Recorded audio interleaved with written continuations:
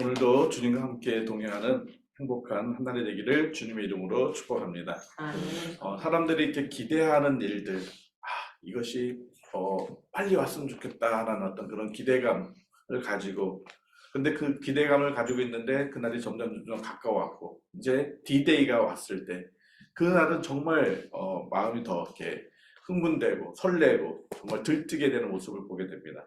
예를 들어서 우리가 결혼을 앞두고 이제 내일이면 내가 사랑하는 아내 될 사람과 아니면 사랑하는 남편이 될 사람과 이제 결혼을 하게 되는 그런 아침 당일날 그런 어떤 긴 시간의 연애를 마치고 이제 한 부부의 어떤 시간을 갖게 되는 그런 설렘의 순간들. 지금 솔로몬과 이스라엘 백성들이 그런 설레움이 가득한 그런 시간의 모습을 보여주고 있습니다. 첫 성전을 건축하기 위해서 첫 삽을 뜨고 7년이라는 긴 시간을 솔로몬과 이스라엘 백성들은 기다렸습니다. 그 기다리는 시간들이 그들에게는 설렘과 흥분되는 또 그런 마음이 가득 찼을 것입니다.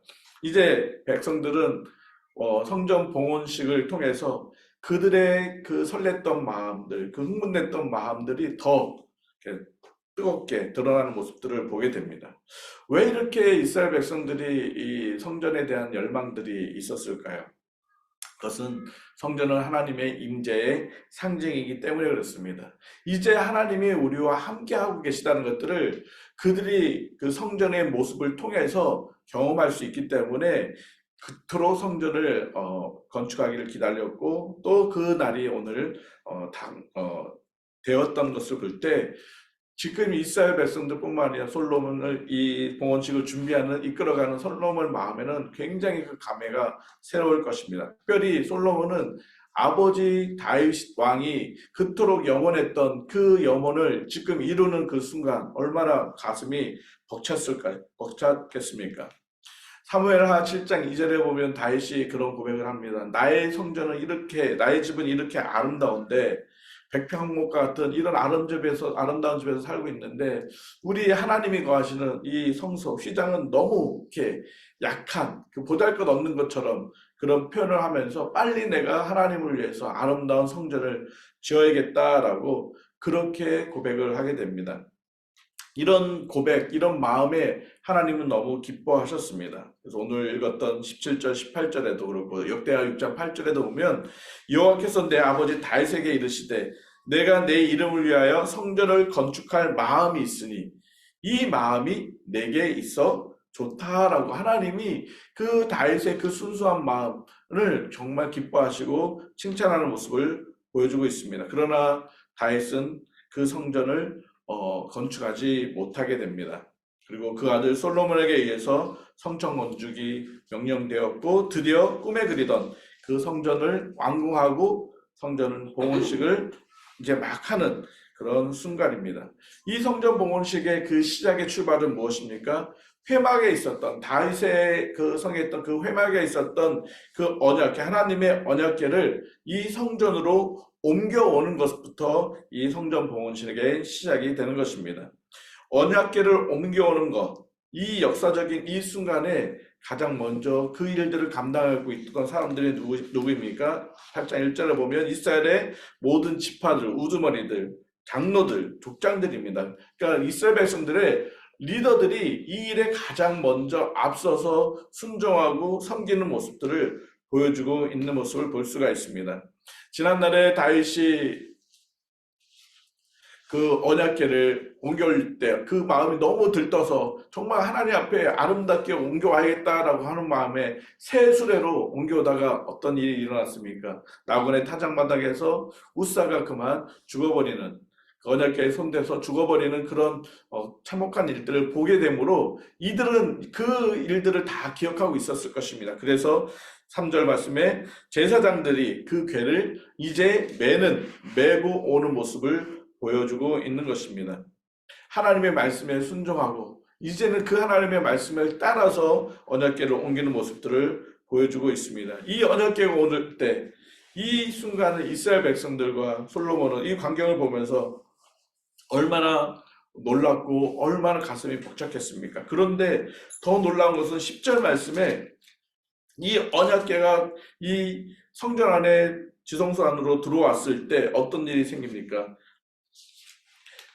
하늘의 구름이 가득 성전에 메워 차 있는 모습을 보여주고 있습니다. 그래서 제사장들이 이 구름으로 말미암아 능히 서서 섬기지 못하였으니 이는 여호와의 영광이 여호와의 성전에 가득했다. 이 언약궤가 여호와의 성전에 지성소에 들어옴으로 인해서 나와 보니까 하늘에 그 구름이 이 성전에 가득한 모습, 곧 그것이 하나님의 영광이 가득한 모습으로 보여주는 것입니다.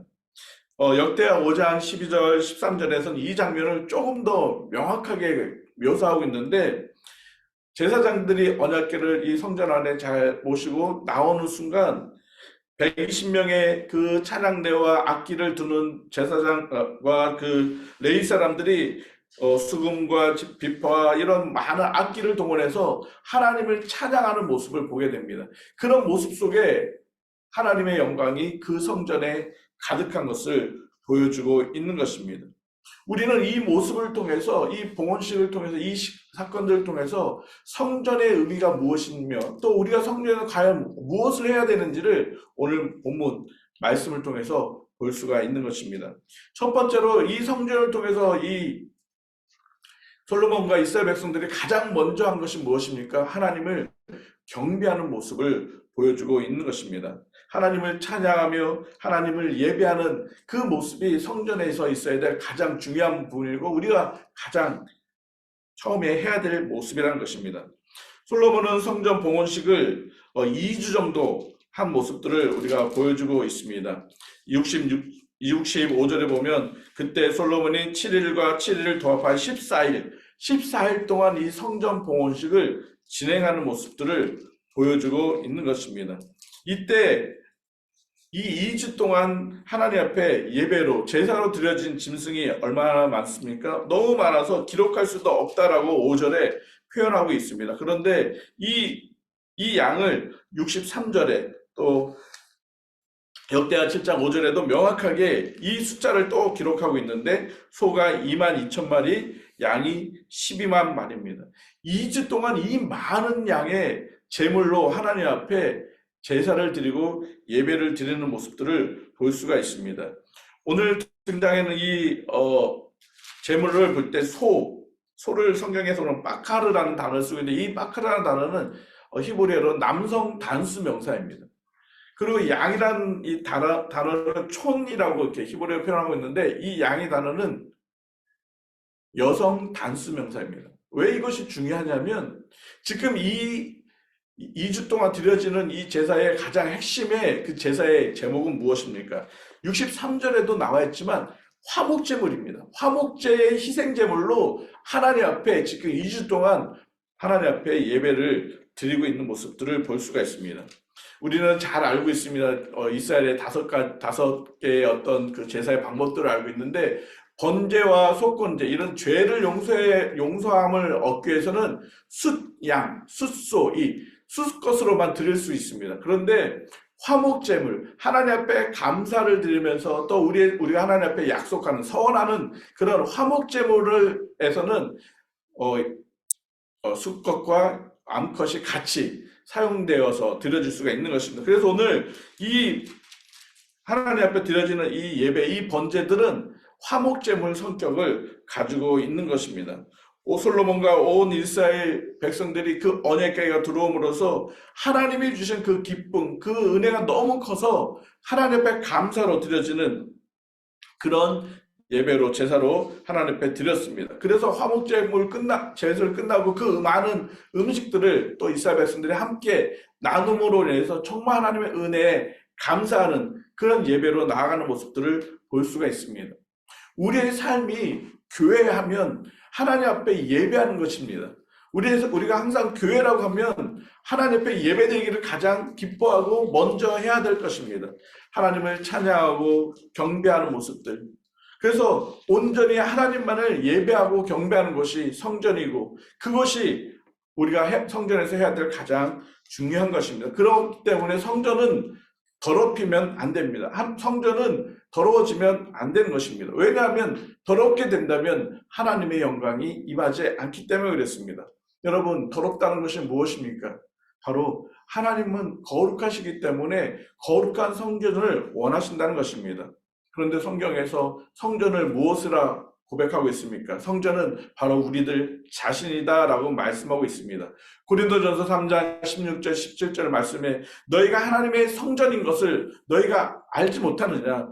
그러기 때문에 누구든지 하나님의 성전을 더럽게 하면 하나님이 그 사람을 멸하시린다. 하나님의 성전은 거룩하니 너희도 거룩하다라고 말씀하고 있습니다.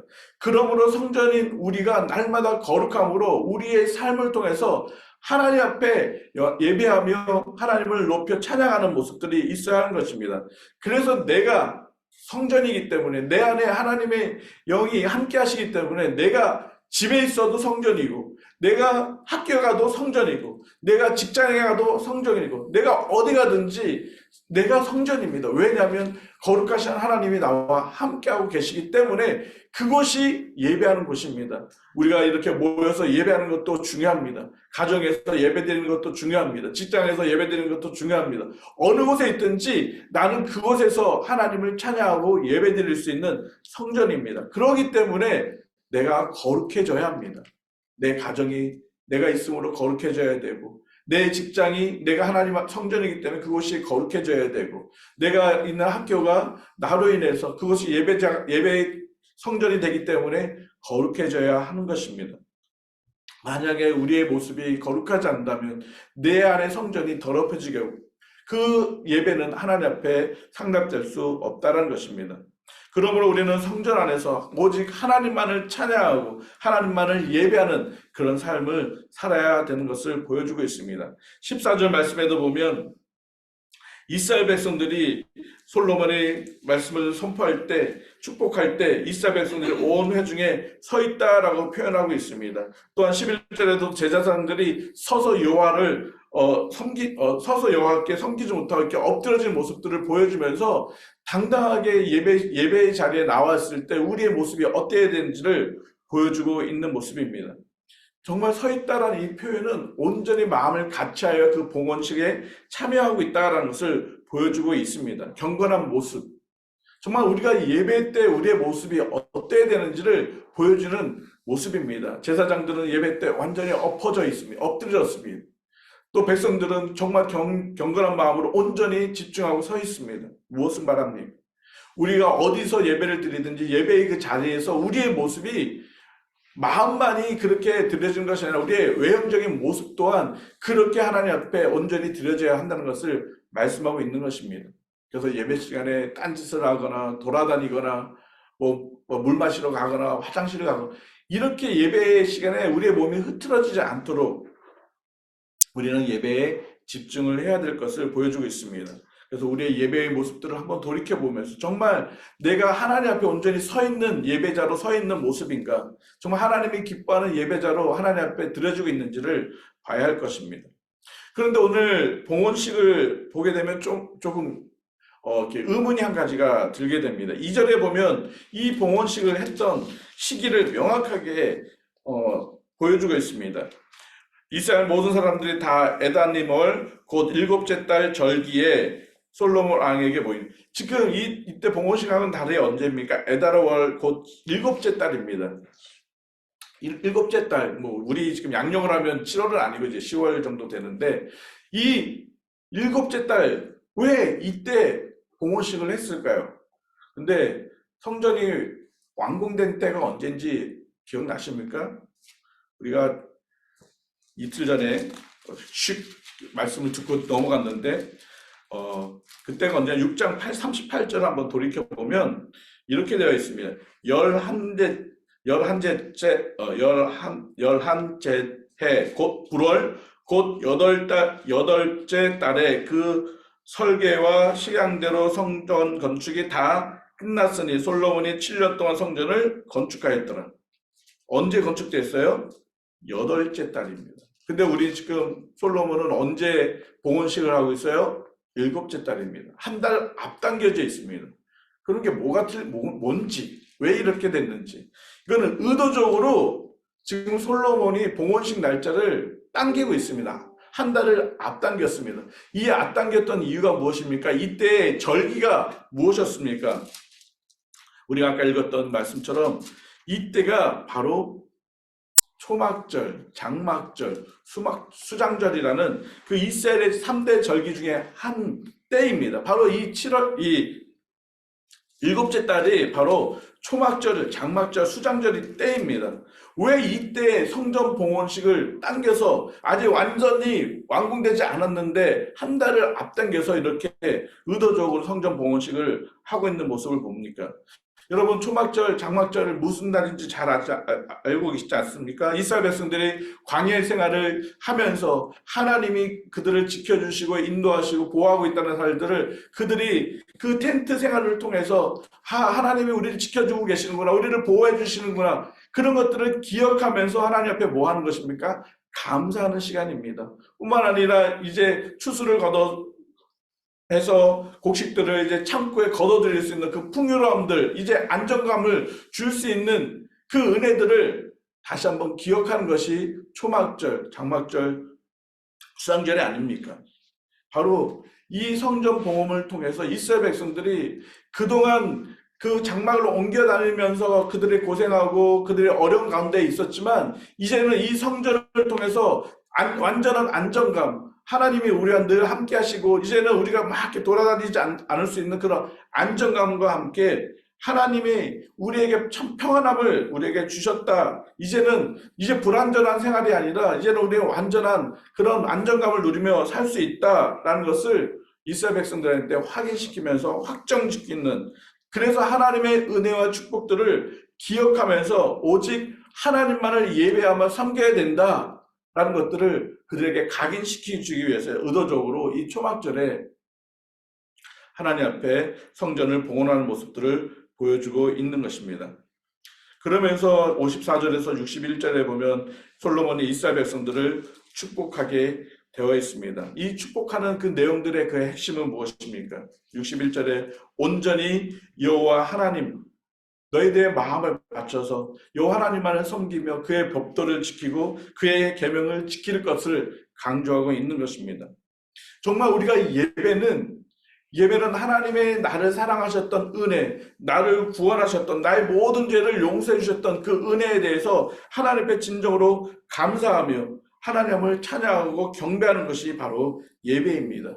이 구원의 은혜에 감격해서 정말 나의 모든 죄를 용서해 주신 그 은혜에 감격해서 정말 초막절에 그 우리의 삶을 인도하셨던 그 하나님의 은혜에 감격해서 내가 집에 있든지 학교에 있든지 직장에 있든지 어느 곳에 있든지 하나님 앞에 감사하며 그 은혜를 찬양하는 것, 그것이 바로 예배인 것입니다. 그래서 그 예배에 수많은 제물들이 하나님 앞에 드려진 것처럼 우리의 삶을 하나님 앞에 온전히 산 제물로 드려지는 것, 그것이 바로 예배고 그 예배를 하나님께서 흠양하시겠다라고 말씀하고 있는 것입니다. 그래서 우리가 어느 곳에 있든지 하나님께서 기뻐 받으시는 산제사로 하나님 앞에 드려지는 예배의 삶이 되기를 주님의 이름으로 축복합니다. 두 번째로 이 성전을 봉헌하면서 이 성전을 주는 가장 큰 의미가 우리에게 한 가지가 있는데, 그것은 이 성전에서 하는 것은 기도의 모습이라는 것입니다. 마가복음 11장 17절에 만민은 내 집은 만민이 기도하는 집이라 칭찬함을 받으리라 라고 예수님이 말씀하시면서 이 교회, 이 성전이 해야 될 역할, 이 성전에서 모여서 뭐 해야 되는지를 명확하게 보여주고 있습니다. 솔로몬은 성전 봉헌식에서 여호와의 제단 앞에서 22절에 여호와의 제단 앞에서 그가 손을 펴고 하나님 앞에 무엇하고 있습니까? 기도하고 있습니다. 그러면서 그 기도를 31절에서 53절에 7가지로 그 기도의 내용들을 분류하고 있습니다. 31절에서 32절에 보면 개인의 어떤 선악간의 어떤 공로에 대한 부분들, 그 공의로 하나님의 그 선악간의 그 사람을 판단해 달라고, 그러면서 이제 기도의 모습을 가지고 있습니다. 두 번째로는 33절에서 34절에 보면 이스라엘 애들이 죄 때문에 죄를 범함으로 전장에서 패해서 하나님 우리가 이런 죄를 졌습니다, 용서해 주세요라고 그렇게 기도할 때 하나님께서 들어달라는 것입니다. 세 번째로는 35절에서 36절에 보면 백성들이 죄를 범함으로 겪는 그런 고난, 그런 고난들, 특히 가뭄이라는 그런 고난들이 왔을 때 하나님 우리의 죄를 용서해 주세요라고 그렇게 하나님 앞에 기도할 때 그 기도를 들어달라는 것입니다. 네 번째로는 37절에서 40절 말씀에 보면 여러 가지 재앙들이 왔을 때 그런 재앙들로 인해서 고통을 당하고 있을 때 하나님 앞에 기도하면 하나님 들어달라고 하는 것입니다. 다섯 번째로는 이방인들이 성전에 나와서 성전을 향해서 기도할 때 하나님 그들 이방인들의 기도도 들어주십시오라고 41절에서 43절의 기도의 내용을 말씀하고 있습니다. 여섯 번째로는 전쟁에 나가기 전에 이 이스라엘 백성들이 하나님 앞에 기도하면 들어주십시오라고 41절 42절에 말씀하고 있습니다. 44절에서 45절까지 말씀하고 있습니다. 그리고 마지막으로 일곱 번째로는 46절에서 53절에 혹시 범죄하여 전쟁에 나가서 져서 포로로 이방 나라에 잡혀갔을 때 그 이방 땅에서 기도하면 하나님께서 좀 들어주십시오라고 지금 기도하는 것입니다. 사실 솔로몬이 지금 그 나라가 전쟁에서 패할 그런 상황은 되지 않습니다. 그런데 우리가 죄 때문에 전쟁에서 나가서 싸우고 적국에 잡혀서 그 나라로 끌려가서 기도할 수가 있다는 것을 지금 암시하고 있습니다. 우리는 성경에서 대표적으로 그 사람을 우리는 보고 있습니다. 그 사람이 누구죠? 적국에 포로 잡혀가서 기도했던 사람. 다니엘. 예. 솔로몬은 그런 기도를 하고 있습니다. 그런데 이 일곱 가지 기도의 내용을 보면 공통점이 동일하게 표현되고 있는 표현이 두 가지가 있는데 첫 번째로는 성전을 향하여 기도할 때, 물론 첫 번째, 두 번째는 성전에 나와서 기도하지만 나머지는 성전을 향하여 손을 들어 기도할 때, 그러니까 성전을 향해서 기도할 때 두 번째로는 어디서 듣고? 하늘에 하나님이 듣고, 하늘에서 하나님이 듣고 응답해 달라는 것입니다. 성전은 무엇입니까? 하나님의 임재입니다. 그런데 지금 그 임재의 상징인 성전에서 기도하면 성전에 계신 하나님이 들어주셔야 되는데 왜 하늘에 계신 하나님이 들어주십시오라고 그렇게 솔로몬은 기도하고 있습니까? 70평도 안 되는 작은 성전에 하나님이 갇혀있는 그런 존재가 아니라는 것입니다. 하나님은 무궁무진하시고 능력이 많으시고 위대하신 분이기 때문에 이 하늘에서도 그 하나님을 담을 수 없을 것이다 라고 솔로몬은 고백하고 있는 것입니다. 그만큼 하나님은 위대하시다. 하나님의 위대함을 지금 솔로몬은 찬양하고 경배하고 있는 것입니다. 물론 이 성전을 통해서 하나님의 임재를 기다리고 이 솔로몬이 하나님의 성전을 통해서 하나님을 향해서 우리가 기도할 수 있다는 것을 이야기하고 있지만 우리가 기도하는 그 대상의 하나님은 어떠한 분입니까? 위대하신 하나님. 하늘도 그 무궁한 큰 하늘도 하나님이 계실 수 없는 그렇게 하나님은 위대하신 분이다라는 것을 지금 증명하고 찬양하고 있는 것입니다. 무엇을 말씀하고 있습니까? 정말 우리가 하나님 앞에 기도하는 그 대상이 누군지 우리는 정확하게 알고 있어야 합니다. 우리가 기도하는 그 하나님은 누구십니까? 우리를 죄 가운데서 구원하신 분이 바로 하나님이십니다. 우리를 영원한 죄의 그 지옥의 형벌에서 예수 그리스도를 통해서 구원해 주신 분이 바로 하나님이십니다. 우리가 기도하는 분은 그 하나님이세요. 그래서 그 하나님 앞에 기도하면 하나님은 어떻게 하신다고요? 다 들어주신다는 것입니다. 일곱 가지 그 기도의 내용들을 보면 다 달라요. 무엇을 말합니까? 어느 곳에 있든지 어느 상황에 있든지 하나님 앞에 기도하면 그 위대하신 하나님, 그 전지전능하신 그 하나님께서는 우리의 기도를 들으시고 응답하시겠다라고 말씀하고 있는 것입니다. 그런데 왜 성전을 향하여 성전을 와서 기도하라는 것을 말씀하고 있습니까? 거기엔 두 가지 큰 의미가 있습니다. 첫 번째로는 상징성입니다. 성전하면 하나님의 임재의 상징입니다. 누구를 상징하는 것입니까? 하나님입니다. 우리 교회는 어떤 곳입니까? 하나님이라는 단어를 연상하게 됩니다. 하나님 앞에 예배드리고 기도하고 결국 이 성전을 통해서 이스라엘 백성들이 하나님께만 집중해야 될 것을, 하나님만을 섬겨야 되는 것을 다시 한번 보여주고 있는 것입니다. 우리가 교회에 와서 많은 것을 할 수 있겠지만 하나님 앞에 집중해서 기도하는 것, 그것이 우리의 모습입니다. 그런데 두 번째로는 하나됨, 연합이라는 것입니다. 지금 일곱 가지 기도 제목을 보면 특별하게 다 다르지만 이방인들도 있어요. 다 다르지만 온전히 한 하나님 앞에 마음을 같이해서 기도하는 그 공동체를 말씀하고 있습니다. 그래서 성전은 하나됨입니다. 한 몸, 공동체를 이루는 것입니다. 지금 우리가 이 성전에서도 기도하고 또 각 가정에서도 기도하지만 우리가 한 마음으로 함께 기도하는 것, 그것이 성전이 주는 의미입니다. 하나님께서는 우리의 기도를 응답하시는 그 능력의 하나님, 위대하신 하나님이십니다. 그 하나님께 여러분이 어느 곳에 있든지 어디서든지 어느 상황이든지 하나님 앞에 기도할 수 있고 또 기도할 때 하나님이 응답해 주신다라고 분명하게 약속하고 있는 것입니다. 그래서 우리가 성전은 하나님 앞에 기도하는 곳이다라고 말씀하고 있는 것입니다.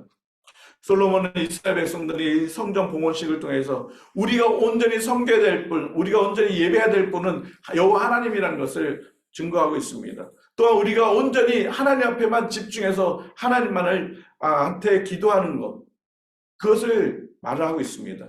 근데 그거의 그 근본은 무엇입니까? 하나님과의 언약의 관계 때문에 우리가 하나님을 찬양하고 예배하고 기도할 수 있다는 것을 말씀하고 있습니다. 성전을 세우게 된 것도 무엇입니까? 다윗과 하나님과의 언약의 관계 때문에 성전이 세워졌고 또 그 성전을 지금 솔로몬이 완공하고 있는 모습을 보여주고 있는 것입니다. 이 성전의 완공은 하나님께서 정말 오래전부터 이스라엘 백성들과 했던 그 언약이 이제는 이루어지고 있음을 보여주고 있는 것입니다. 시간은 걸린다 할지라도 여호와 하나님은 신실하시기 때문에 믿으시기 때문에 믿을 수 있는 분이기 때문에 그 하나님은 그 약속을 반드시 이루어주신다는 것을 이스라엘 백성들한테 다시 한번 증거하고 있는 것입니다. 그래서 그 신실하신 여호와 하나님, 우리에게 언약을 해주셨던 그 하나님 우리의 모습이 어땠든 간에 하나님이 약속하신 그 약속은 하나님은 반드시 이루어주신다는 것입니다. 그렇기 때문에 우리도 그 하나님을, 그 신실하신 하나님을 신뢰하고 우리가 어느 곳에서든지 하나님을 찬양하고 예배하며 하나님 앞에 기도할 수 있는 것은 그런 신실하신 하나님을 믿는 믿음이 있기 때문에 그렇습니다. 그래서 우리의 삶은 하나님 앞에 예배하고 하나님 앞에 기도하는 것이 우리의 삶의 전부라는 것입니다. 이렇게 될 때 우리가 온 마음을 다해서 하나님을 찬양하고 예배하고 기도하는 삶을 살 때 어떤 일들이 일어납니까? 66절 후반절에 이런 후반절 같이 한번 읽어볼까요? 그의 종 다윗과 여호와께서 그의 종 다윗과 그의 백성 이스라엘에게 베푸신 모든 은혜로 말미암아 기뻐하며 마음에 즐거워했다. 누가요? 이스라엘 백성들이. 이스라엘 백성들이 그렇게 하나님 앞에 찬양하고 예배하고 기도하는 그런 모습으로 인해서 그들 가운데 말로 표현할 수 없는 넘치는 은혜와 기쁨이 그들 안에 가득했다는 것입니다. 결국 우리가 하나님을 온전히 예배하고 하나님 앞에 기도하고 나면 우리 안에 그 기쁨과 그 즐거움이 가득하기 때문에 또 예배가 기다려지고 또 기도하는 것이 기다려지는 것입니다. 여러분은 하나님 앞에 예배드리는 것이 기다려지십니까? 정말 사모가 되십니까? 빨리 예배하는 시간이 왔으면 좋겠어. 혹시 그런 마음이 안 드신다면 우리가 온전히 하나님을 예배하지 않았기 때문에 그렇습니다. 정말 우리가 온전히 하나님을 찬양하고 경배하고 예배했다면 하나님은 우리에게 이런 마음을 주십니다. 그렇기 때문에 또 예배가 사모되어지고 또 그리워지고 기다려지는 것입니다. 기도도 마찬가지입니다. 정말 우리가 하나님 앞에 올바로 기도하며 나아갈 때 더 즐겁고 더 기쁜 마음, 더 하나님의 은혜가 우리 안에 가득 참으로 인해서 더 하나님 앞에 나아갈 수가 있는 것입니다. 말세에는 모이기를 피하는 이들의 어떤 습관과 같이 하지 말라라고 말씀하고 있습니다. 가면 갈수록 예배의 자리를 안 와도 되는 것처럼 그렇게 이야기하는 경우들이 많이 있습니다. 아무 때나 해도 되지, 오해하지 마십시오.